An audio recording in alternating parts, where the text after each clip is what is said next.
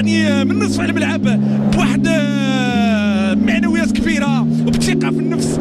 هدف واحد مقابل شيء، امضاء وتوقيع هذا اللاعب. محاوله فرصه لرفع هذه الكره داخل منطقه الجزاء، ما يكملش المتابعه ديال الكره وبالتالي ديال الاتمام بالكره بهذا الشكل بهذا الاسلوب النصيري. مشات من جهه دفاع المنتخب التنزاني حكيم زياش مسجل، حكيم زياش واحدا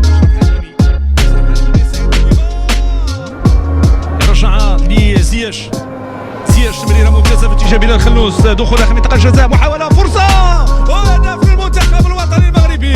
هدف للمنتخب الوطني المغربي، التموضع جيد على مستوى رقعه الملعب وبالتالي كيجي هدف بهذا الشكل صراحه نصيري في المكان المناسب لاتمام الكره الماضيه. كره جانبيه داخل منطقه الجزاء، اللاعبين ديال المنتخب التنزانيين يعني ما توقعوش الكره غتمشي بهذا الشكل بهذه الطريقه هذه. كترجع من جديد المغربيه في بناء عمليه هجوميه. البحث عن زياش كيمر، زياش كيقوم بمراوغه تمريره داخل منطقه الجزاء، كترجع لزياش، فرصه ديال الهدف الثالث. صويبه لا تنسى المستمره ديال العمليه الرئيسيه وكره الهدف. فرصه للمنتخب الوطني المغربي اللي كان قريب من وضع الكره في الهدف الثالث. ونشوفوا القرار ديك هناك سقوط، نتمناو ما تكونش اصابه.